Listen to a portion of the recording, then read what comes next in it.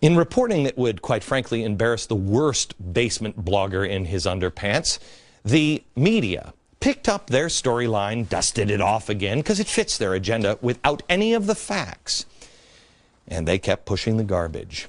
The Gifford shooting. Oh, it's no different. Oh, this is a right-wing guy. Without any facts about the shooter. Without any facts about the shooter. The founder of the leftist site Daily Kos factlessly tweeted, "Mission accomplished, Sarah Palin," and then had a link to an image of her campaign graphic with the targeted races on it. He did this before we even knew the name of the shooter. How did he connect that to Sarah Palin? He didn't even know the name.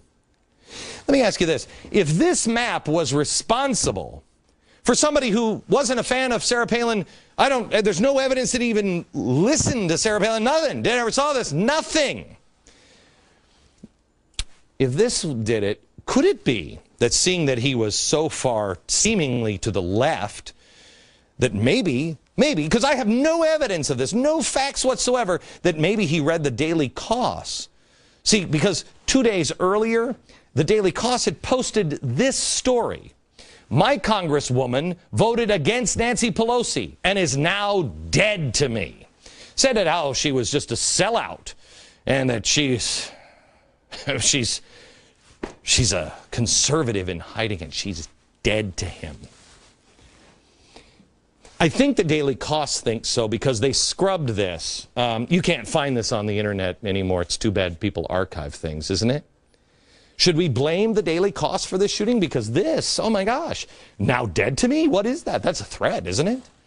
Wasn't he encouraging people? No. No.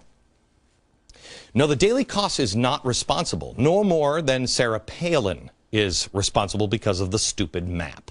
If that's the standard, hey, Gabrielle Gifford supported the cap-and-trade bill. Maybe we should blame Joe Manchin. Because remember this? This guy, there he is, he's loading a gun, and he's taking aim at the cap-and-trade bill, and he says he's going to stop it. A Democrat. Is it a little insulting? Because I think it is. The shooter was nuts. Pure and simple. That's it. He never mentioned Fox, but he never mentioned MSNBC either. He never mentioned me, Obama, Sarah Palin, Nancy Pelosi. None of it. He was obsessed with Giffords for some time. In 2007, he actually asked her a question in person and then kept the letter from Giffords, her office, in a safe. The letter just said, "Hey, thanks for attending this." That's it. 2007. Let's just do a little history check. Check your calendar. 2 years before the Tea Party was established. A year before Sarah Palin was thrown into the political spotlight. And what, 3 years before the little map? Oh, and by the way, at that time, I was on the liberal bastion of CNN. How clever we must have been. I have told you on this program that we are facing a danger. We are facing a danger, and I, on this program, have highlighted certain things. I've told you that there are people out there that I think are dangerous, that actually believe that 9/11 was an inside job and that George Bush was responsible for wiring it up and blowing up the World Trade Center. I think some of those people are nuts. I think some of them are dangerous. I have told you that the government would so discredit themselves that those things would start to make more and more sense, and people would say, you know what, I don't even know if I believe in the moon landing anymore. I warned you that there would be a danger from people who would understand big government solutions, and they would be for it. And it didn't matter to them whether it was communism or fascism like in Germany. Remember I said there were two rails of the same train, fascism and communism, and it really didn't matter. Well, let's take a little look at this. Here we have a shooter. This kid thinks the Mars rover, the landing, it was faked. He thinks George W. Bush was behind 9/11. He believes in big government solutions. His favorite books include the Communist Manifesto. Oh, and Mein Kampf. It's almost like there's no difference between the two to these guys. This guy. So he's got these. You know what I could do? I could tell you right now, this guy is a textbook study of everybody I've warned against. But I'm not going to do that. Why? Why don't you hear me blaming the truthers for this? The communists. The we never went to space people. Why? Because the evidence doesn't support it. It fits my agenda if I had an agenda to make you believe those things, but my agenda is the truth. And that doesn't fit. So what was it? Oh, well, you have to look long and hard. You have to look almost 2 minutes to find the truth. The community college he attended booted him out, said he wasn't to return until he sought psychiatric help because they thought he was a danger. One of his professors, this guy, said he was spooking him, intimidating him. He said he was a danger to the class. Okay, so they believed he was dangerous. And one of the reasons why is because he made no sense. He believed in a better world through grammar. Okay, well, that is ridiculous, may make you crazy, but doesn't make you dangerous. But this guy was. The media and politicians are trying to sell you the idea that this guy is a right-wing nut job. Move to action by Fox News or me or Sarah Palin. It's great if you want a bedtime story, you can read it to your kids. It is fiction. But if that's what you want to tell your kids, go ahead.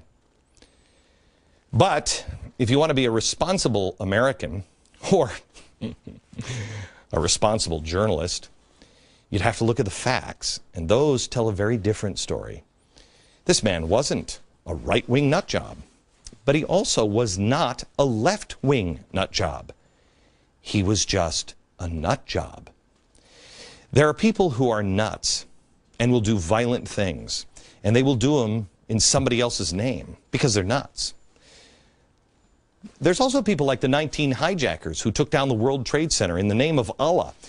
Is Allah responsible? Or hey, how about the religion that these guys go to? No, no, no, no, no, we are told by the media. These 19 hijackers? No, no, no.